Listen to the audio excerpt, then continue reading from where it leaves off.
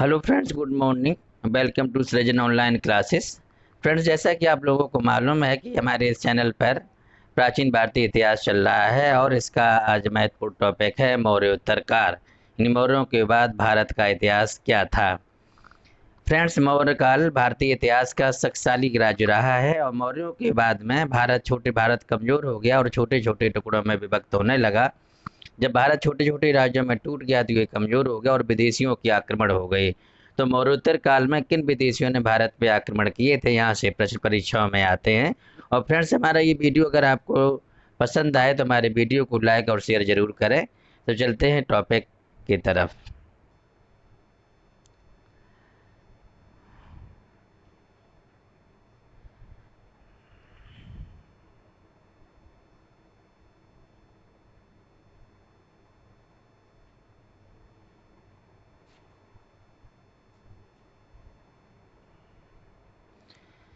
मौर्य वंश, जैसा कि फ्रेंड्स आप लोगों को मालूम है कि मौर्य वंश के संस्थापक चंद्रगुप्त मौर्य थे और इन्होंने अपने गुरु चाणक्य की सहायता से इस राज्य की स्थापना की थी। इन्होंने नंद वंश के अंतिम शासक घनानंद को मार करके मौर्य वंश की स्थापना की थी।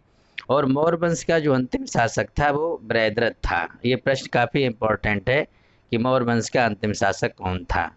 तो मौर्य वंश का अंतिम शासक है बृहद्रथ।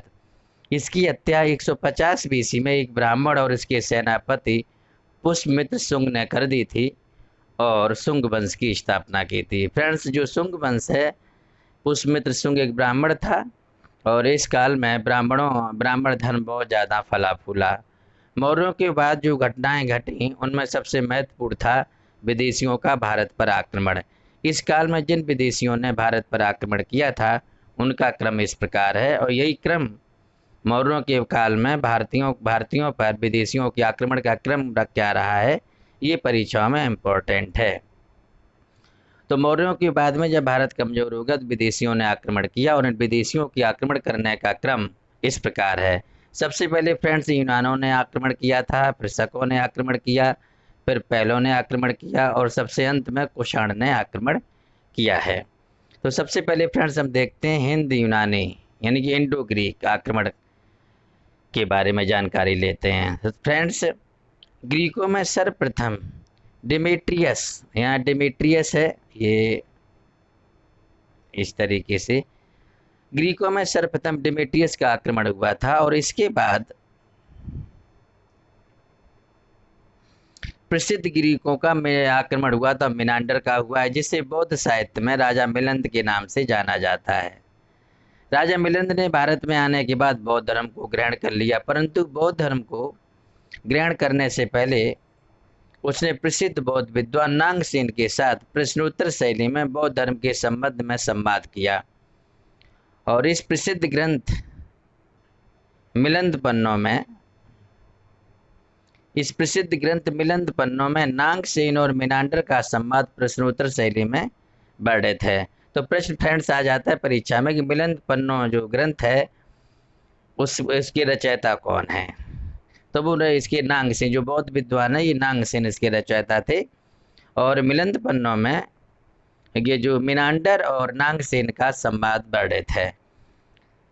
ग्रीक का शक्तिशाली शासक एंटियाल्डीडस था, जिसने अपना एक दूत हेलियोडोरस विदिशा स्थित शुंग वंश के 9वें शासक राजा भागभद्र के दरबार में भेजा था और इसने यहाँ आकर भागवत धर्म को ग्रहण कर लिया। परीक्षाओं की दृष्टि बहुत महत्वपूर्ण है कि ग्रीक का दूत हेलियोडोरस को भारत में किसने भेजा था। तो ग्रीक का जो राजा था एंटियाल्डीडस ने भेजा था और ये किसके दरबार में आया था। तो शुंग वंश का जो 9वां शासक था भागभद्र के काल में, ये जो ग्रीक का शासक था एंटियाल्डीकस ने हेलियोडोरस को दूत बनाकर भेजा और जब ये दूत यहाँ आया तो इसने भागवत धर्म को ग्रहण कर लिया और एक गरुड़ स्तंभ लेख जारी किया, जिसे हेलियोडोरस का विषनगर या विदिशा का गरुड़ स्तंभ लेख कहा जाता है।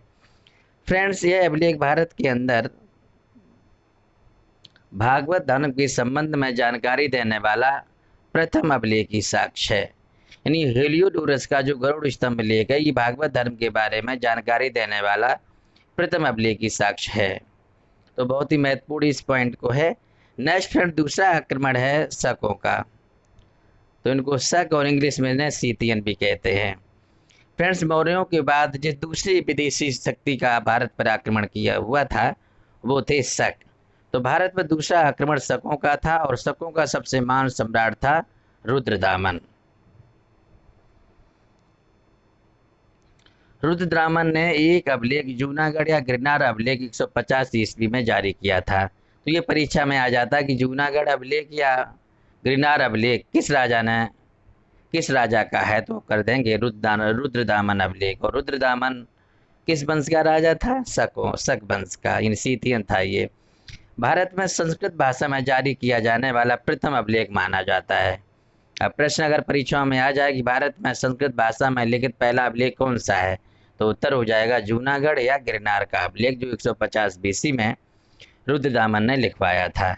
इस अभिलेख से हमें चंद्रगुप्त मौर्य के शासनकाल में पुष्यगुप्त वैश्य द्वारा बनाए गए सुदर्शन झील के निर्माण के बारे में जानकारी मिलती है कि चंद्रगुप्त मौर्य के काल में उसके एक अधिकारी पुष्यगुप्त वैश्य ने इस झील का निर्माण कराया था, जो गुजरात के काठियावाड़ क्षेत्र में स्थित है।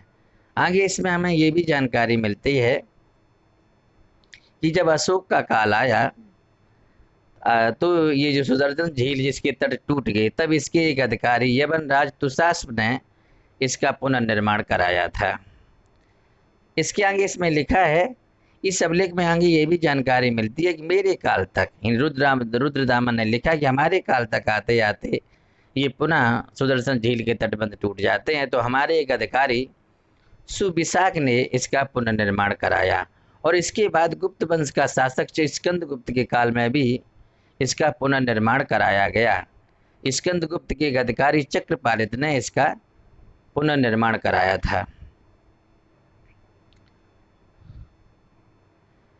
फ्रेंड्स, रुद्रदामन एक ऐसा सम्राट था जिसने सुदर्शन झील का निर्माण श्रमिकों से करवाया और इसके बदले में उसने श्रमिकों को उनका मेहनताना दिया था, जबकि चंद्रगुप्त मौर्य, अशोक और स्कंदगुप्त ने ऐसा नहीं किया था। तो एक परीक्षाओं में यहाँ से प्रश्न बहुत बार पूछा गया है कि निम्नलिखित में से किस राजा ने सुदर्शन झील का पुनर्निर्माण कराया परंतु बेकारी के माध्यम से नहीं कराया था। बेकारी का अर्थ ये है कि काम करा के पैसा ना देना। तो रुद्रदामन ने जब सुदर्शन झील का निर्माण करवाया तो वहाँ पर जो मजदूरों ने काम किया उनको उनका मेहनताना दिया गया, जबकि चंद्रगुप्त मौर्य, अशोक और स्कंदगुप्त ने ऐसा नहीं किया है। तो यहाँ से प्रश्न बहुत महत्वपूर्ण बनता है। तो मैं सुदर्शन झील का निर्माण बेकारी के माध्यम से किसने नहीं करवाया था? रुद्रदामन ने, जबकि चंद्रगुप्त मौर्य, अशोक और स्कंदगुप्त ने सुदर्शन झील का पुनर्निर्माण बेकारी के माध्यम से करवाया था, यानी काम करा के पैसे नहीं दिए थे। इसका मतलब ये कहीं ना कहीं रुद्रदामन से अच्छे नहीं होंगे गरीबों के लिए। नेक्स्ट है आपका पहलो वंश। फ्रेंड, पहलो वंश इतना इम्पोर्टेंट नहीं है, एक ही राजा इसमें याद कर लें। इस वंश का सबसे प्रसिद्ध शासक गोंडोफर्नेस था और भारतीय इतिहास में यहाँ से कभी प्रश्न नहीं मिला है, तो इसको हमने एक ही लाइन में समेट दिया है। अगला है बहुत ही महत्वपूर्ण कुषाण वंश। फ्रेंड्स, मौर्यों के बाद विदेशियों में सबसे अंतिम आक्रमण था ये, और यह मध्य एशियाई यूची नामक जात से संबंध रखते थे, जिसके अंदर 5 कबीले थे, जिसमें से एक का नाम था कुषाण, जिसने अन्य सभी कबीलों पर अपना प्रभाव स्थापित कर लिया और वे कुषाण के नाम से जाने गए।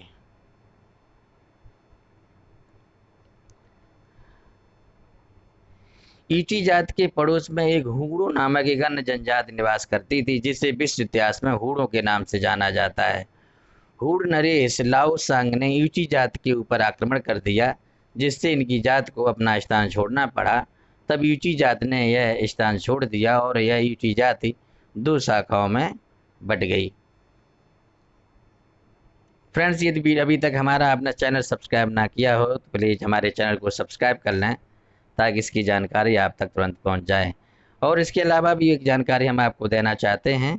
इस समय हमारे चैनल पर यूपीएसआई, यूपीएससी और पीईटी जैसे आप बोलते हैं, और रेलवे ग्रुप डी की टेस्ट सीरीज चल रही हैं, तो चैनल को सब्सक्राइब कर इस टेस्ट सीरीज का लाभ उठाएं। और ये सभी निःशुल्क हैं, आपको कंप्लीट टेस्ट सीरीज मिलेगी। और इसके अलावा हमारा एक और चैनल है जिसका नाम है क्लिक मैथ। क्लिक मैथ पर जाकर मैथ और रीजनिंग की टेस्ट सीरीज इन सभी की प्राप्त करें और इसका लाभ उठाएं। नेक्स्ट है आपका कनिष्क कुषाण वंश का सबसे महान शासक था। मथुरा में एक सिर विहीन मूर्ति मिली है जो संभवतः कनिष्क की मानी जाती है, और यह मूर्ति पूर्व सैनिक वेशभूषा में दिखलाई गई है, और वह एक साम्राज्यवादी शासक था। कहा जाता है कि कनिष्क के चीन के साथ 2 युद्ध हुए थे, जिसमें पहले में उसे पराजय मिली और दूसरे में उसे सफलता हासिल हुई। दूसरे युद्ध में उसने चीनी राजा को हरा दिया। इस युद्ध के दौरान चीनी सेनापति पांचाओ था। कनिष्क ने तो मध्य एशिया के क्षेत्र में गुजरने वाला जो एक रेशम मार्ग है, कनिष्क ने तो मध्य एशिया के क्षेत्र में गुजरने वाला रेशम मार्ग पर अपना आधिपत्य स्थापित कर लिया था। और फ्रेंड्स, कनिष्क की राजधानी परीक्षाओं में बहुत पूछी जाती है कि कनिष्क की 2 राजधानियां थीं, एक पेशावर और दूसरी मथुरा। पेशावर को पुरुषपुर के नाम से भी जानते हैं। अगला इसमें है कनिष्क विद्वानों का संरक्षक था, और इसी के काल में चतुर्थ बौद्ध संगीत यानी कि चौथी बौद्ध संगीत जम्मू कश्मीर के कुंडलवन में हुई थी। और जो कनिष्क था ये बौद्ध धर्म की 2 शाखाएं हैं, महायानी और हीनयान। तो फ्रेंड्स, ये कनिष्क बौद्ध धर्म के महायान शाखा को मानने वाला था। और महायान और हीनयान होते क्या, इसकी हम जानकारी आप लोगों को देखें। जो हीनयान बौद्ध भिक्षु होते हैं, इनका सिद्धांत होता है कि ये अपने गुरु को गुरु मानते हैं और उसे भगवान नहीं मानते हैं तथा उसकी मूर्ति की पूजा नहीं करते हैं। जबकि जो महायानी होते हैं ये भगवान गौतम बुद्ध को भगवान मानते हैं और उनकी मूर्ति पूजा करते हैं। अगर देखा जाए कि तो चूंकि आप जानते हैं कि बौद्ध धर्म में मूर्ति पूजा का खंडन किया था भगवान गौतम बुद्ध ने, तो असली भगवान गौतम बुद्ध के जो फॉलोअर्स हैं वो हीनयानी हैं। नेक्स्ट इसमें प्रश्न है कि कनिष्क को उसकी नीतियों के कारण दूसरा अशोक कहा जाता है। तो ये भी एक पॉइंट बनता है कि प्राचीन भारतीय इतिहास में कौन सा शासक दूसरा अशोक के नाम से फेमस है या जाना जाता है, तो वह कनिष्क। कनिष्क को उसकी नीतियों के कारण दूसरा अशोक कहते हैं। अगला है कनिष्क विद्वानों का संरक्षक शासक था। उसके दरबार में अश्वघोष, वसुमित्र, नागार्जुन, चरक और पार्श्व जैसे विद्वान निवास करते थे, जिसमें अश्वघोष को भारत का मिल्टन कहा जाता है। बहुत इंपॉर्टेंट है। और भारत का मिल्टन यानी कि अश्वघोष के द्वारा लिखित किताबें हैं बुद्ध चरित, सुंदरानंद और सारिपुत्र प्रकरण। ये तीनों किताबें अश्वघोष ने लिखी हैं। अश्वघोष को संस्कृत नाटक का पिता भी कहा जाता है। अगर परीक्षा में प्रश्न आ जाए कि संस्कृत के नाटक का पिता किस विद्वान को कहा जाता है, तो वो है अश्वघोष। और ये किताबें बहुत ज़्यादा आती हैं, बुद्ध चरितम और सुंदरानंद। चरक कनिष्क के दरबार में रहने वाले एक प्रसिद्ध चिकित्सा शास्त्री थे जिन्होंने चरक संहिता लिखी। अगला है नागार्जुन को भारत का आइंस्टीन कहा जाता है, और इन्होंने आइंस्टीन की ही तरह भारत में सापेक्षतावाद के सिद्धांत का प्रतिपादन किया था। और नागार्जुन ने ही बौद्ध धर्म के अंतर्गत शून्यवाद या माध्यमिक दर्शन का प्रतिपादन किया था। नेक्स्ट है वसुमित्र ने विवाह शास्त्र की रचना की थी, जिसे बौद्ध धर्म का विश्वकोश कहा जाता है। और अगला है एक आता है कि कनिष्क ने एक नया संवत चलाया था। शक संवत किसने चलाया था, इस प्रकार से यहाँ से प्रश्न फ्रेंड्स पूछ लिया जाता है। तो इसमें देखेंगे कनिष्क ने 78 ईस्वी में एक नया संवत शक संवत चलाया था, जिसे 22 मार्च 1957 को स्वतंत्र भारत में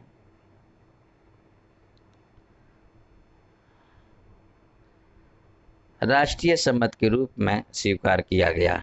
इस संवत का पहला महीना चैत्र कहलाता है, जो 21 या 22 मार्च को प्रारंभ होता है। तो शक संवत के सारे महीने इस प्रकार हैं और हिंदी में है। तो चैत्र, अषाढ़, ज्येष्ठ, आषाढ़, श्रावण, भाद्र, अश्वन, कार्तिक, अग्रहायण, पौष, महा और फाल्गुन। तो इस प्रकार हम देखते हैं कि शक वंश का जो पहला महीना होता है वो चैत्र होता है और अंतिम होता है फाल्गुन।